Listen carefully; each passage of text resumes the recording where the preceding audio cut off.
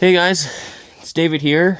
I got a bit of time today, so I wanted to make a video about the Lowrance Eagle Eye 9.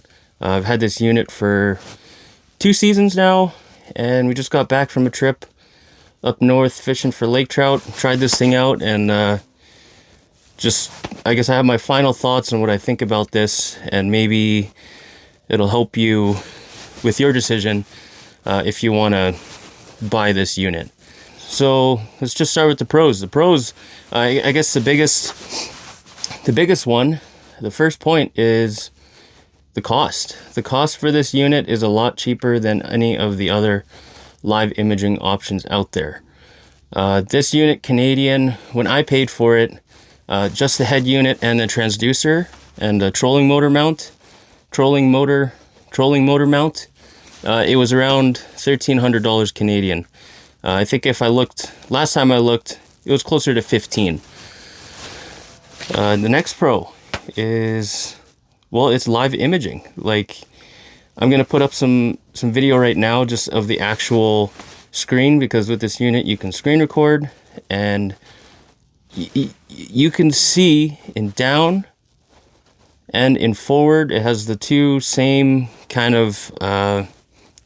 features as the other options out there. So you have down mode, you have forward mode. You get to see a lot. You learn a lot with the forward and down live imaging compared to your 2D sonar. Third pro, I would say, is how light this unit is, because it doesn't need a black box. It really has 2 wires out of the back of the unit, one for power, one for the transducer, and that's it. So, and also too, like, this thing is not power hungry. I'm running this with 20 amp hour. It's actually 2 10 amp hour Markham batteries, lithium batteries, and it's really light in the Arc Lab shuttle as well.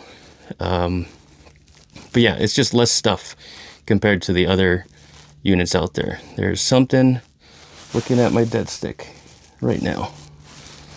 You're gonna eat it.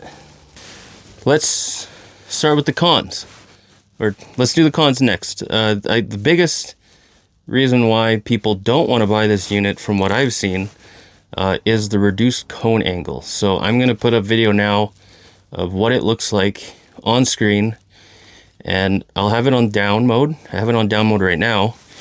Yeah, you kind of get that triangle effect. You don't see as wide. You don't see as much information as you do with a the Garmin, like the LVS 34, the Garmin LVS 34, or the Active Target 1 or 2. And then in forward mode 2, you can see it kind of cuts down at like a 45.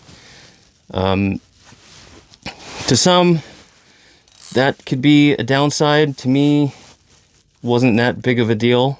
For ice fishing, for me anyways, I do a lot of drilling, scanning, looking for fish, and once I see there's fish around me, I just put it in down mode, and that's what I'm doing. Most of the time I'm not fishing with a lot of people. I don't need that cone super wide. There's a fish on my dead stick right now. I wonder if he's gonna eat this. Think I could lift him? Oh yeah. Oh no. Oh yeah. Wait, come on. Okay. Cone angle, yeah. Cone angle. So that's the biggest thing. It's a reduced cone angle. It's just not as much information. But like, really, for the price and how big the unit is, it kind of makes sense. It kind of makes sense. You're not going to get all the features as the $5,000 or the $3,500 units out of a $1,500 unit. It's maybe one day, but this is the only option that I've seen that's actually usable for that price point. In comparison, like clarity wise, like sharpness on screen, this 9-inch unit it looks great. I like it. I like it a lot. We just got back from a trip up north. We were fishing for lake trout. I brought this thing with me just to see you know, how clear does this thing look in deep water? And I would say after 40 feet, like this thing kind of died off and it was not as clear.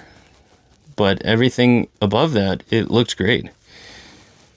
I would not recommend this thing for deep water fishing. It's just not as powerful, I think, just because, you know, it doesn't have that black box to, I guess, amplify the signal for the transducer.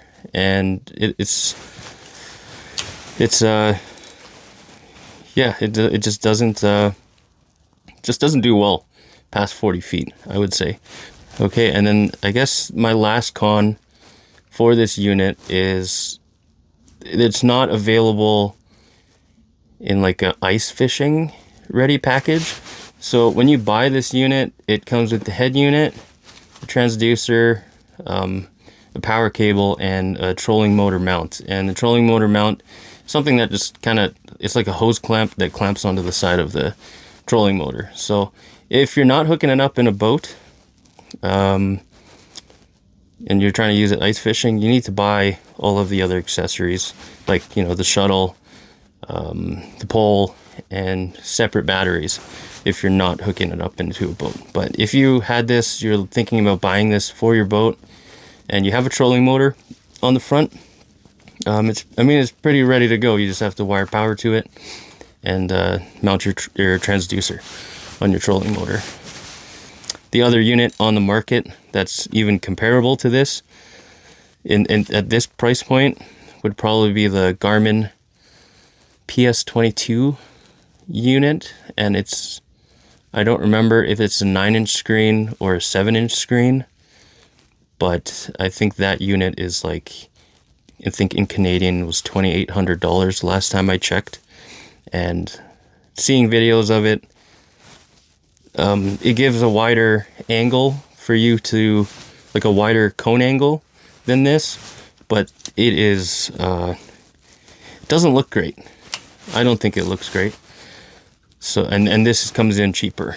So yeah, I think that's it. Thanks for watching, guys.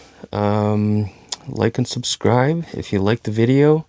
We're going to be putting out some more videos like this, you know, reviewing some of the other gear that I have here as well, for ice fishing.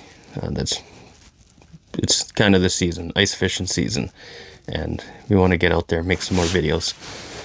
So yeah, thanks for watching, and until next time.